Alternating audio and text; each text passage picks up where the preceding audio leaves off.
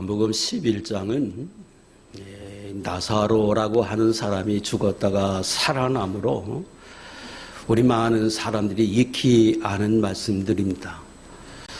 그러나 그 앞에 있는 내용들은 많이 다루지 않았고 또 모르는 분 간혹 있습니다.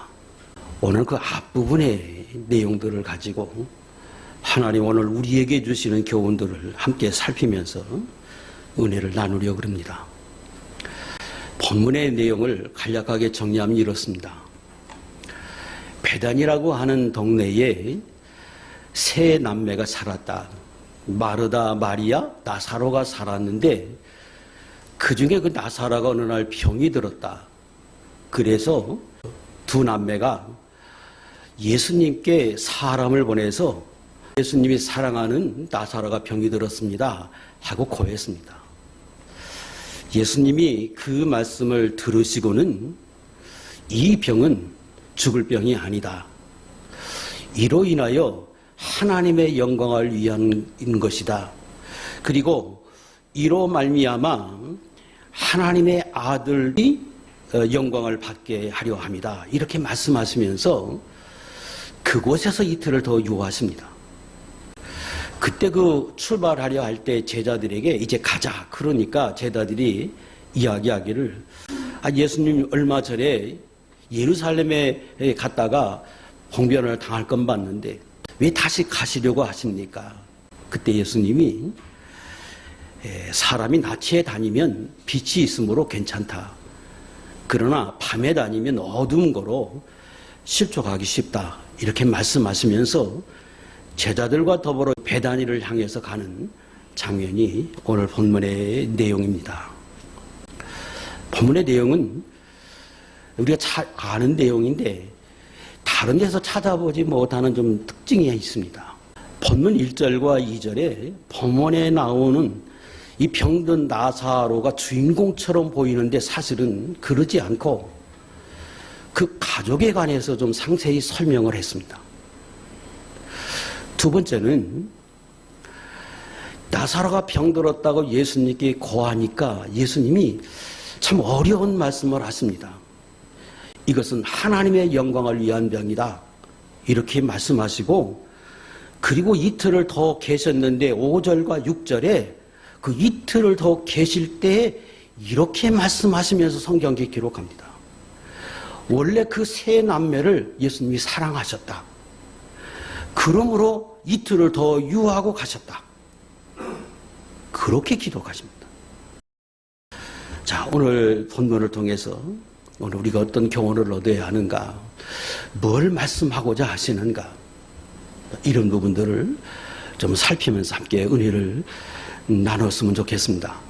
첫 번째 우리가 배우는 것은 우리들도 이 본문에 나와 있는 이 세 남매와 같이 주님의 사랑을 받는 성도가 되고 가정이 되자는 겁니다. 이 세 남매는 아까 말씀드린 대로 본문에 비교적 자세히 기록을 합니다. 그리고 5절에 그들은 하나님이 사랑하셨다. 누가 기록했느냐? 이 요한복음의 기록자 사도 요한이 지금 이야기합니다. 그들은 원래 예수님이 사랑하셨다. 그런데 그 말이 사실 사도 요한의 말 같지만은 성경이 예수님의 말씀이잖아요. 예수님의 감동으로 예수님이 주신 말씀을 기록한 거로 곧 그것은 예수님이 그들을 사랑하셨다고 스스로 인정하셨다고 하는 말씀이 됩니다. 그리고 이 본문 11장 36절에 보면 유대인들도 그 사실을 다 알고 있었습니다. 그래서 그 죽은 나사로의 집에 갔을 때 그들이 이렇게 이야기합니다. 보라, 그를 나사로를 얼마나 사랑하셨는가. 예수님이 얼마나 그들을 아끼고 사랑하셨는가. 스스로 자기들끼리 지금 그렇게 이야기하고 있습니다. 예수님은 우리 모두를 사랑합니다. 예수 믿는 모든 사람은 똑같이 사랑하십니다. 그래서 그 사랑의 정도가 얼마나 깊은가 하면 바로 자신의 몸을 내어주기까지 우리를 사랑하십니다. 그럼에도 불구하고 성경은 하나님이 특별히 더 사랑하는 사람이 있다고 하는 것을 숨기지 않습니다. 요한복음 14장 21절 읽겠습니다. 시작.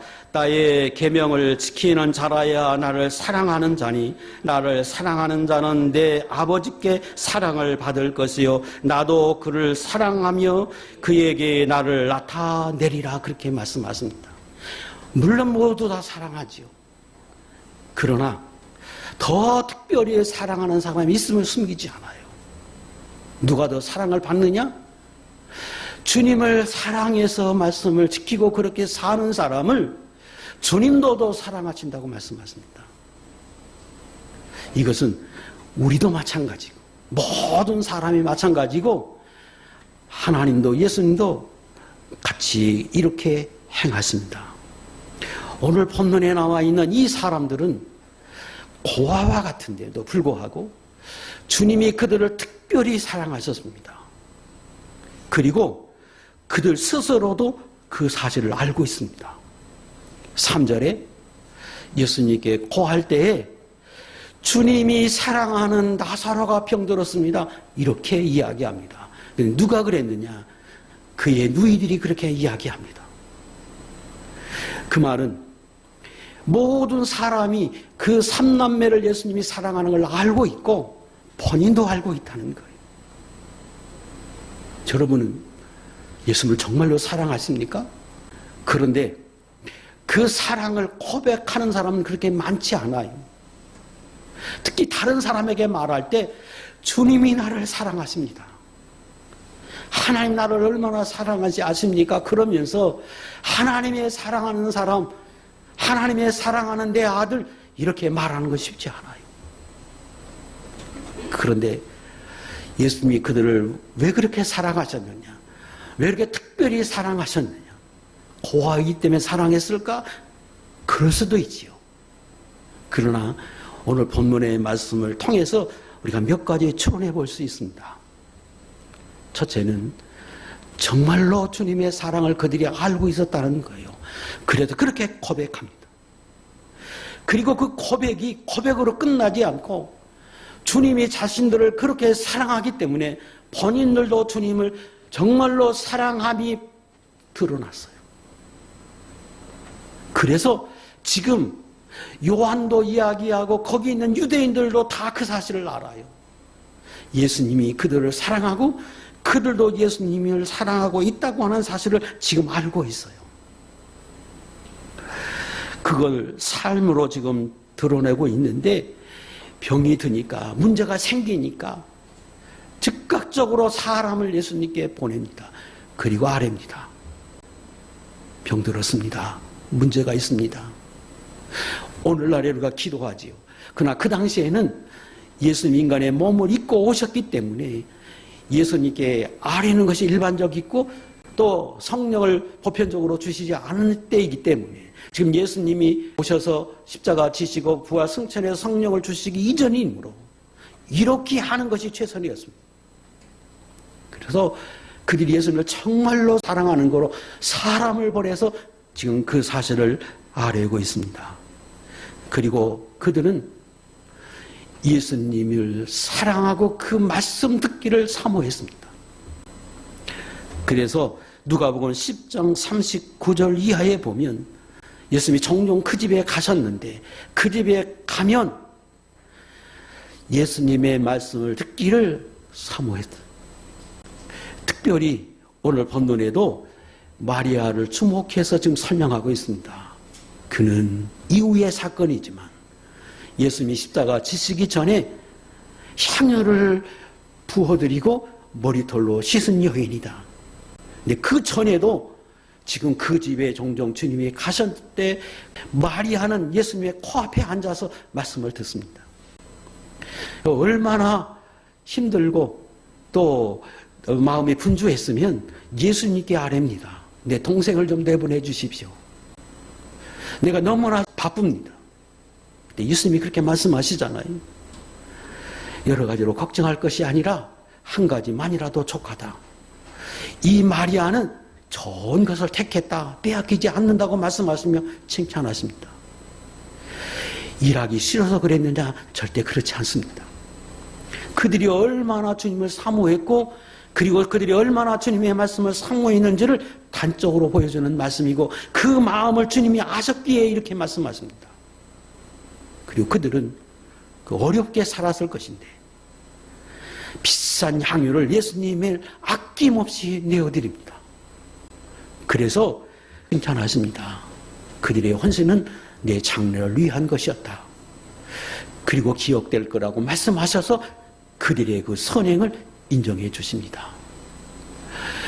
그래서 주님도 예루살렘에 가는 길에 이 베다니가 그 예루살렘에서 한 2, 3km 되는 거리에 있는데 그 집에 가셔서 종종 그 집에 묵으신 것으로 성경은 그렇게 기록합니다. 누가복음 10장 38절 그들이 길 갈 때 예수께서 한 마을에 들어가시며 마르다라 이름하는 한 여자가 자기 집으로 영접하더라. 뭘 할 수 있느냐? 예수님은 오늘 우리 모두를 사랑하십니다. 그러나 특별히 주님을 사랑해서 그 주님을 사랑해서 그의 말씀을 듣고 그 말씀대로 살고 그리고 그 말씀대로 삶이 사람들에게 드러나서 향기가 돼서 많은 사람 앞에 드러나는 그런 사람들을 사랑하십니다. 신분을 떠납니다. 또 배움을 떠납니다. 나이를 떠납니다. 이들은 고아입니다. 그럼에도 불구하고 주님이 그들을 특별히 사랑하셨습니다. 오늘 저와 여러분들도 다 우리가 주님을 섬깁니다. 그러나 그 많은 사람들 가운데 주님 앞에서 특별한 사랑을 입는 하나님의 종들이 되시기를 원하고 그러기 위해서는 믿음이 있어야 하고 우리가 실제로 주님을 사랑하고 그 사랑함으로 실천함이 있어야 한다고 오늘 성경에서 말씀하십니다. 여기 계신 모든 분들은 다 주님을 사랑하시는데 그 사랑이 더 향기를 발해서 주님의 특별한 사랑을 입고 사는 하나님의 종들이 될 수 있기를 주의 이름으로 축복합니다. 두 번째 깨닫는 것은 이들은 주님을 정말로 온전히 신뢰하고 믿었습니다. 이 세 사람이 예수님을 정말로 사랑했고 주님의 말씀대로 사는 사람들이었는데 이들이 예수님을 얼마나 신뢰하고 있었는지 얼마나 믿음이 있었는지를 말해주는 여러 가지 일들이 오늘 본문에 기록되어 있는데 이들의 RM이 특별합니다. 다시 말하면 자기 동생 나사로가 병들었을 때 예수님에게 고하는 그 고함이 좀 특별해요. 3절을 다시 한번 보세요. 3절을 보면 사랑하시는 자가 병들었나이다. 지금 상태가 어느 정도냐 그러면 위급했습니다. 이틀을 유하고 갔는데 죽은 지 나흘 됐으니까 사실은 굉장히 위급한 상황이에요. 그런데 예수님께 아뢰 때에는 이 아이가 무슨 병이 있고 어떤 증상이 있고 뭐가 어떻고 이야기 없습니다. 또 주님께 어떻게 해달라고 요구하지도 않습니다. 다만 그저 그 사실을 아뢰일 뿐이. 여러분 이 성경이 그걸 아주 간략하게 기록한 게 아닙니다. 그들이 예수님을 얼마나 철저히 신뢰하고 예수님이 어떤 분인지를 알고 있는지를 말해주는 내용입니다.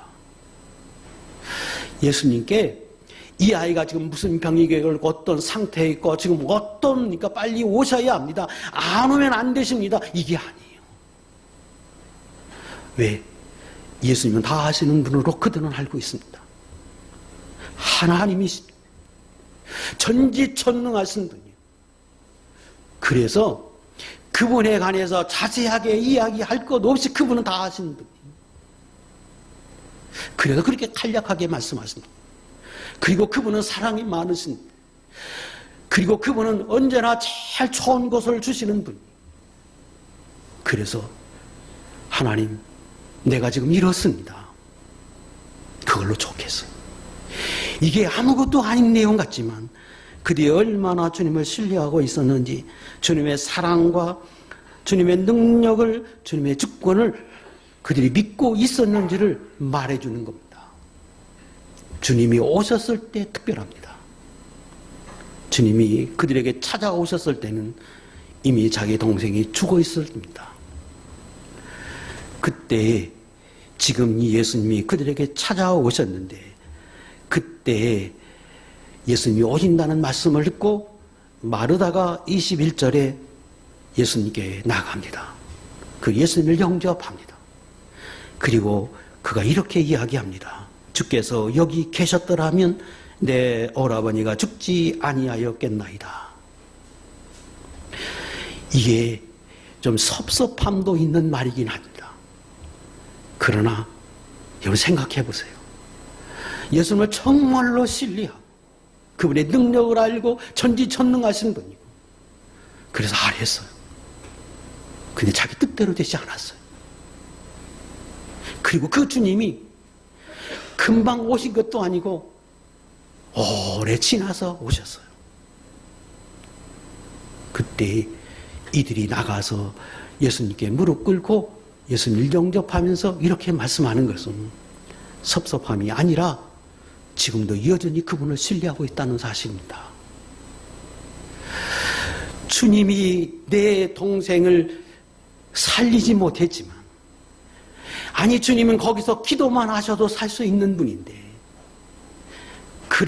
그래서 내 동생이 살지 못하고 죽었음에도 불구하고 지금 이 여인은 그 예수님이 왔을 때 이렇게 반응합니다. 그래도 여전히 내가 주님을 신뢰합니다. 주님은 여전히 죽지 않게 하실 수 있는 분이요, 그렇게 하실 수 있는 능력의 분은 나는 지금도 믿습니다. 여러분, 이게 어떻게 보면 이게 굉장히 쉬운 말 같고 이게 아무것도 아닌 것 같은데 그럴 수 있는 내용이 아닙니다. 주님이 나를 사랑하셨어요. 모두가 알도록 주님이 나를 사랑하셨어요. 우리 집에 와서 수없이 묵었어요. 그리고 내가 너무 어려울 때 주님에게 내가 고했어요. 주님이 그걸 들으시고는 묵살해 버리듯이 이틀을 계시고 그리고 오셨어요.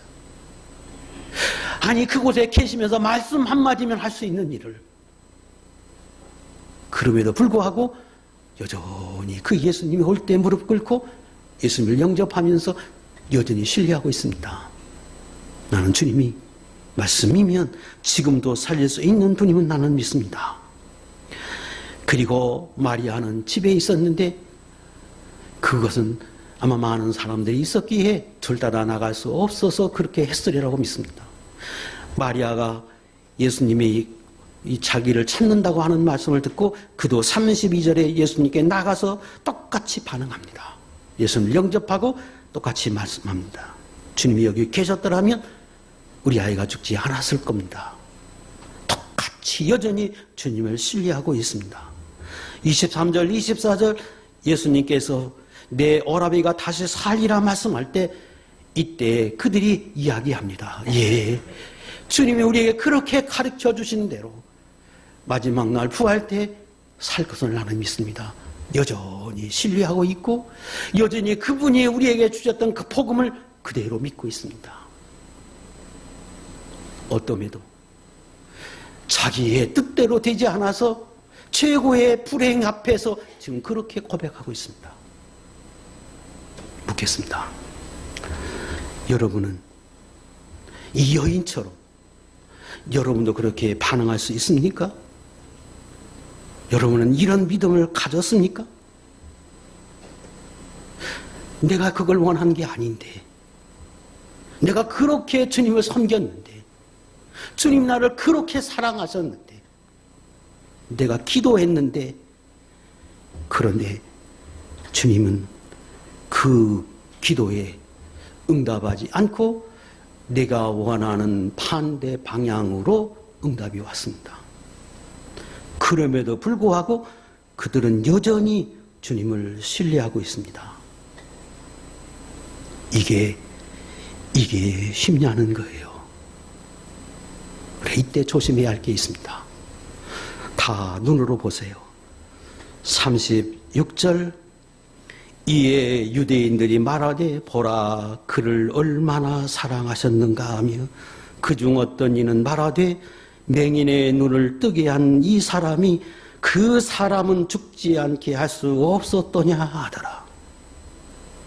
이게 사람들의 반응이고 마귀의 미혹이요, 그리고 믿음 없는 사람들이 하는 말입니다. 아니, 그렇게 사랑하시는데 왜 병을 나게 하셔? 그렇게 사랑하시는데 왜 죽게 하셔요? 소경의 눈도 뜨게 하시는 주님이 왜 죽게 놔두시느냐? 이게 사람들의 말입니다.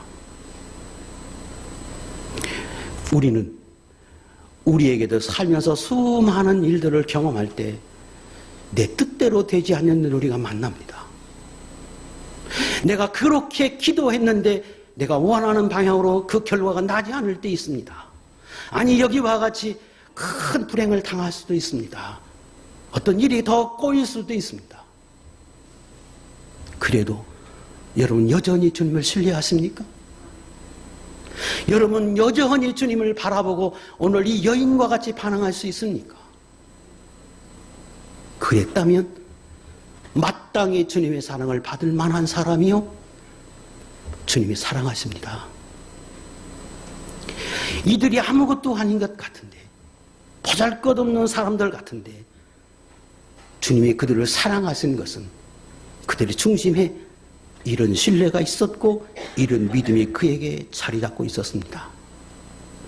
성경은 이렇게 말씀하십니다. 이사야 55장 8절과 9절 읽겠습니다. 시작. 이는 내 생각이 너희의 생각과 다르며 내 길은 너희의 길과 다름이니라. 여호와의 말씀이니라. 이는 하늘이 땅보다 높음같이 내 길은 너희의 길보다 높으며 내 생각은 너희의 생각보다 높음이니라. 우리는 이것을 지식적으로만 받아들이는 게 아니고 내 마음으로 새기고 나도 주님을 신뢰함으로, 주님을 인정함으로 이 믿음을 가지고 우리가 살아갈 때에 혹 이런 문제 앞에 우리도 이렇게 주님을 신뢰할 수 있는 믿음을 가져서 특별한 사랑을 입었던 이 여인과 같은 사랑을 입고 사는 하나님의 종들이 될 수 있기를 주의 이름으로 축복합니다. 예수님이 그들이 와서 내 동생이 병들었다고 하는 말을 듣고는 예수님이 조금 어려운 말씀을 하십니다. 이 아이의 병은 죽을 병이 아니라 하나님의 영광을 위한 병이라고 말씀합니다. 그리고 하나님의 아들이 이로 말미암아 영광을 받게 함이라고 말씀하시고 이틀을 유하십니다. 그때 강조하는 말이지요. 그들을 원래부터 사랑하심으로 이틀을 더 유하셨다. 그리고 떠납니다. 15절 말씀을 좀 보겠습니다. 눈으로 보세요. 15절에 내가 거기 있지 아니한 것을 너희를 위하여 기뻐하노니 이는 너희로 믿게 하려 함이라. 그러나 그에게로 가자 하시니. 아니, 오히려 이틀을 유할 뿐 아니라 속으로 기뻐하셨습니다. 의도가 있었다는 겁니다. 아니, 인간으로 볼 때는 이해할 수 없는 일, 도대체가 우리로 실망할 수밖에 없는 일임에도 불구하고 주님은 오히려 기뻐하셨다고 말씀하시고 이건 죽을 병이 아니라 하나님의 영광을 위한 거라고 말씀하시는데 실제는 죽었습니다. 우리가 이 말씀을 통해서 깨달을 게 있습니다. 이 세상 일에는 우리의 생각과 하나님의 생각이 다르고, 그리고 수많은 일들 가운데는 하나님의 영광을 위한 병이고 하나님의 영광을 위한 일일 수 있고 하나님의 영광을 위한 실패일 수 있다고 하는 것을 우리는 알라는 겁니다. 나는 이해가 안 되는데, 내게는 고통인데, 내게는 아픔인데, 때로는 하나님이 우리에게 말씀하십니다. 이 일은 하나님의 영광을 위한 것이라고 말씀할 수 있다고 하는 겁니다. 일반적인 사람들의 생각은 그러지 않지요. 마땅히 하나님의 사랑하면 병이 없으리라고 믿습니다. 고통이 없고 시련이 없고 죽음이 없고 그리고 모든 일이 잘 돼야 된다고 생각하고 그 반대이면 죄 문제로 왔다고 판단합니다. 그래서 비방하고 그리고 심판하고 정죄해버립니다. 그런데 성경은 다 그렇지 않다는 겁니다. 아니, 그들을 특별히 사랑하기 때문에 그들에게 이런 일이 있었다고 말합니다. 그래서 어려운 겁니다. 우리가 인생에 살아갈 때 나는 고통이었는데 하나님은 내게 말씀하실 때 내가 특별히 사랑하기 때문에 그럴 수 있다고 우리에게 말씀하시기 때문입니다. 하나님의 의도가 어디 있느냐? 하나님이 우리에게 주시고자 하시는 게 무엇이냐? 그때 그들에게는 이 말씀이 무슨 의미인지를 몰랐습니다. 아니, 우리가 살아갈 때 이런 일을 당할 때 우리는 잘 모릅니다. 그런데 시간 지내놓고 보니까 정말로 그것이 하나님의 영광을 위한 병이었습니다. 하나님은 영광이 되도록 살리셨고 그리고 그로 오늘 이 요한복음 11장에서 강조하는 핵심 수많은 사람들이 그로 인하여 예수님을 믿습니다. 하나님이 얼마나 능력이 있으시고 우리의 구원자이시고 메시아임을 이 사건을 통해서 드러내시고 그리고 비로소 우리가 아는 나사로가 존재합니다. 그는 죽었다 살아난 사람. 그는 베다니에 살면서 특별히 하나님의 사랑을 입은 사람이라고 이후에 모든 사람의 입에 거론되는 영광을 누립니다. 그 당시에는 이해되지 않았는데 그런데 나중에 주님이 그렇게 실제로 만들어 주셨습니다. 성경은 이 사건이 하나님의 사랑을 입은 마르다의 가정에만 건댔다고 말하지 않습니다. 로마서 8장 28절에 하나님의 사랑을 입은 사람들, 하나님의 뜻대로 부르심을 입은 하나님의 사람들은 모든 일에 합력하여 선을 이룬다고 말씀하십니다. 이걸 다시 말하면 하나님의 영광을 위하는 일이라고 돌려 말할 수 있는 것과 같은 거예요. 모든 일을 합력하여 선을 이룬다. 그 앞에 모두를 강조했어요. 모든 거. 그게 내 뜻대로 되든 안 되든 그것이 시련이든 고난이든 아픔이든 죽음이든 그것이 성공이든 하나님의 자녀들에게는 모든 일이 합력하여 선을 이룰 수 있는 일이라고 성경은 말씀하십니다. 모세가 하나님을 사랑하셨습니다. 그래서 이스라엘 백성들을 위해서 자기는 한평생 희생하고 헌신하겠다고 결심합니다. 히브리 11장 24절, 25절, 26절에 그는 애굽 왕의 공주임에도 왕자임에도 불구하고 자기 신분을 다 내버립니다. 하나님의 영광을 위해서 이스라엘 백성을 위해서 하나님의 뜻을 위해서 살겠다고 결심하면서 왕자의 직분을 버려버립니다. 그리고 이스라엘 백성을 위해서 나섰습니다. 성경은 그 부분을 칭찬하십니다. 믿음으로 모세는 장성하여 바로의 공주의 아들이라 칭함받기를 거절하고 도리어 하나님의 백성과 함께 고난받기를 잠시 죄악의 낙을 누리는 것보다 더 좋아하고 그리스도를 위하여 받는 수모를 애굽의 모든 보화보다 더 큰 재물로 삼았으니 이는 상 주심을 바라봄이라. 그리고 일어났습니다. 그리고 이스라엘 백성을 위해서 뭔가 해보려고 했는데 철저히 실패하고 오히려 그것 때문에 쫓겨나서 40년 동안 종살이 합니다.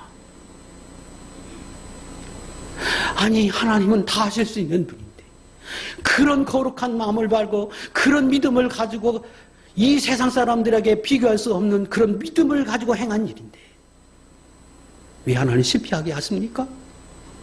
왜 청살이하게 만듭니까? 그것도 1, 2년도 아니고 40년 동안. 그때도 주님은 똑같이 말씀하셨고, 근데 우리가 아는 것처럼 그 40년의 기간 동안에 주님은 그에게 은혜를 주시고 은혜를 더 주어서 마침내 이스라엘을 인도하는 신과 같은 존재로 하나님이 세우셨습니다. 이해될 수 없는 거였는데, 불행인과 같았는데, 그런데 주님은 그 일이 하나님의 영광을 위한 일이 되도록 만들어 주셨습니다.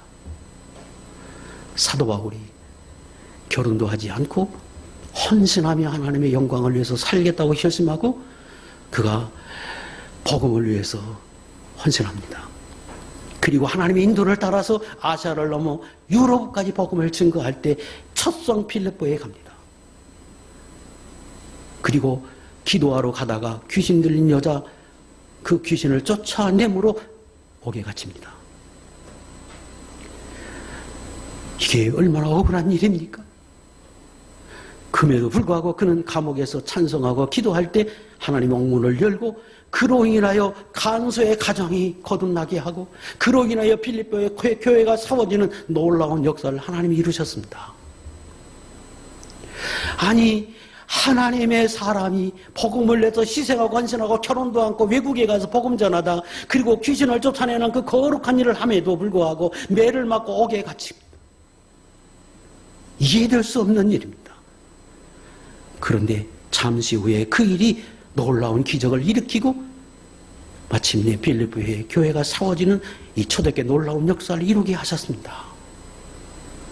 여러분, 살면서 여러분의 삶 속에 이런 일은 없습니까? 때때로 원치 않는 질병, 원치 않는 사업의 문제, 그래서 나로 하여금 일이 막힐 때도 있습니다. 네, 성경은 이렇게도 이야기하십니다. 베드로전서 4장 1절과 2절 시작.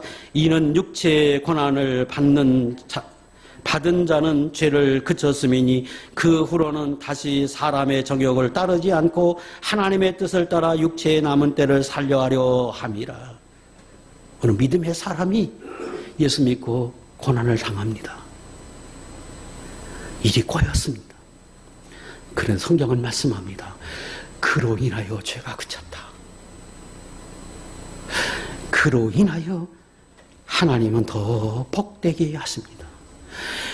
내가 살아가면서 일이 잘 되고 형통할 때는 그게 복인지, 그게 은혜인지, 이게 얼마나 내게 행복인지를 몰랐는데, 그 일이 막히고 나서, 실패하고 나서 그동안에 내게 주신 삶이 얼마나 복된 것인지 깨닫습니다. 비로소 하나님께 감사하고 더 중요한 걸 깨닫게 하고 더 진보하게 하고 더 가까이 주님 앞에 나가게 합니다. 성경은 오늘도 우리에게 이렇게 말씀하시면서 예수 믿는 사람은 그러므로 언제나 소망을 가져야 한다. 죽음 앞에도 소망이요, 실패 앞에도 소망이요, 일이 잘 될 때도 소망이요, 어느 때라도 하나님의 영광을 위한 일임을 알고 하나님의 영광을 위한 일이 내 앞에 있음을 알고 그 일을 위해서 오늘도 하나님이 일하고 계심을 알고 우리에게 소망을 가지라고 말씀하십니다.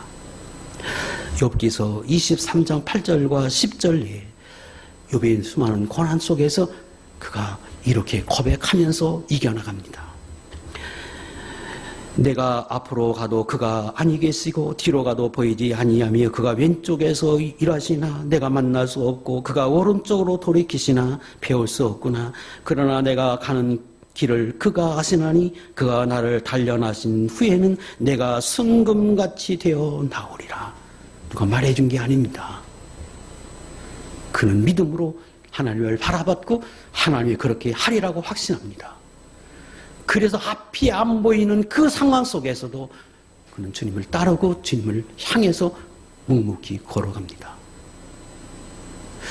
네 번째 깨닫는 것은 성도는 언제나 낮에 다니고 밤에 다니지 말라는 겁니다. 오늘 본문 거기 7절, 8절, 9절, 10절 예수님의 말씀입니다. 왜 이 말씀을 하신 줄 아십니까? 어떻게 보면 제자들에게 하신 말씀 같은데 사실은 지금 이 앞에 있는 말씀과 연결됩니다. 이 땅에 살아갈 때 어떤 일이 있어도 주님을 신뢰하라. 그리고 하나님의 영광을 위한 일인 줄 믿으라. 그리고 세 번째 말하고 싶은 것은 현재 걸어갈 때 빛으로만 다녀라. 그겁니다. 만약에 마르다와 마리아가 소원대로 이루지 않고 자기 동생이 죽었습니다. 그 일로 그들이 낙심하고 절망하고 그 일로 주님을 떠나버리고 주님 앞에 흑암으로 내려갔다면, 빛으로 살지 못하고 그들이 흑암에 내려갔다면 정말로 죽음입니다. 그런데 그들은 주님을 신뢰합니다. 여전히 주님을 신뢰합니다. 그때 주님이 내가 너를 사랑함으로 이 일이 하나님의 영광에 이르는 병이라고 그들에게 지금 주님이 말씀하시고 성경에 기록해서 우리에게 교훈하십니다. 그리고 그 다음 말씀하심이 사람은 빛으로 다녀야 한다. 빛으로 다녀야 한다. 낯에 다녀야 한다. 그 말은 빛 가운데 걸어가야 한다. 그 말이고, 빛 가운데 걸어가야 한다는 말은 두 가지로 요약할 수 있습니다. 하나는 빛이신 주님을 영접하고 살라는 겁니다. 요한복음 8장 12절 예수께서 또 말씀하여 이르시되 나는 세상의 빛이니 나를 따르는 자는 어둠에 다니지 아니하고 생명의 빛을 얻으리라. 예수님은 세상의 빛이십니다. 생명을 주시는 분입니다. 복을 주시는 분입니다. 우리로 살리게 하신 분입니다. 그러므로 그 주님을 영접하는 사람이 되라. 그리고 현재의 예수 믿는 사람은 그 하나님의 말씀이 빛임을 알고 예수님이 빛임을 알고 언제나 진리와 성령 안에서 살아가라. 빛 가운데 걸어가라는 말입니다. 낯에 살라는 말이고 낯에 다니라고 하는 말씀이 그런 뜻입니다.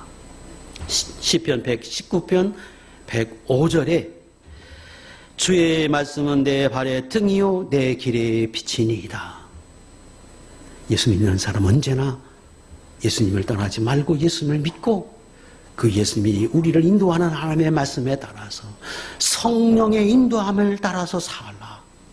그러면 그 일이 지금 죽음의 문제라고 해도 내가 그렇게 살면 주님이 너를 인도해서 하나님의 영광에 이르게 하는 일이 되게 하시고 모든 일이 합력하여 선을 이루게 하시는 일이 될 수 있음을 말씀해 주십니다. 마르다가 마리아가 그 당시에는 주님이 이렇게 말씀하셨어도 그게 무언지를 몰랐습니다. 그런데 이후에 여전히 주님을 신뢰하고 그가 빛 가운데 주님의 인도를 따라 살았더니 마침내 그의 믿음이 자라나서 죽은 나사로를 살릴 수 있는 믿음의 사람이 되게 하고 마침내 42절, 43절, 44절에 죽은 나사로를 살리는 역사를 경험하게 합니다. 무엇으로? 그들의 믿음으로. 빛 가운데 걸어가는 게 중요합니다. 과거에 아무리 내가 빛 가운데 걸었다 할지라도 지금 현재 내가 어둠 속에 있으면 현재 어둠이고 미래가 어둠입니다. 그러나 내가 아무리 흑암 속에 있어서 큰 고난 가운데 있어도 내가 그걸 통해서 내가 주님 앞에 다시금 빛 가운데 걸어와서 내가 주님을 다시금 만나고 주 앞에 다시 돌아와서 내가 오늘 빛 가운데 걸어가면 내 미래가 빛입니다. 이게 중요하다는 거예요. 그리고 그 빛 가운데 살 때에 하나님은 우리로 하여금 과거에 어떻든지 죽어있는 이 사람 앞에 캄캄한 그 현실의 문제에 주님은 빛으로 역사해 주셨고 그들에게 참된 복이 되도록 인도해 주셨습니다. 오늘 말씀을 정리하겠습니다. 주님은 우리를 여전히 사랑하십니다. 그리고 우리를 떠나지 않습니다. 그러나 하나님 더 특별히 사랑하는 사람이 있다고 우리에게 말씀하십니다. 중심으로 하나님을 사랑하고 그분을 내가 알아 깨달아서 그렇게 사는 사람 주님이 사랑하신다고 말씀하십니다. 그 사람은 언제나 하나님을 믿음으로 신뢰하고 주님으로 살라고 우리에게 권고하십니다.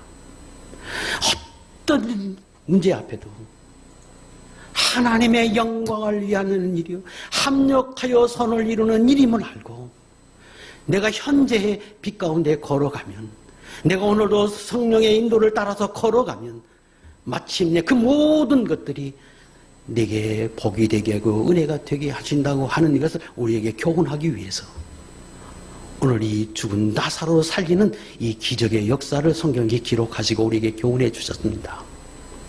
여기 계신 모든 분들 이 주님의 사랑, 주님의 이 깊으신 은혜, 주님의 깊은 섭리를 깨닫고 저도 여러분 언제나 믿음으로 살아드려서 하나님의 영광에 이르는 영광을 누리는 귀한 종들이 될 수 있기를 주의 이름으로 축복합니다. 기도하겠습니다.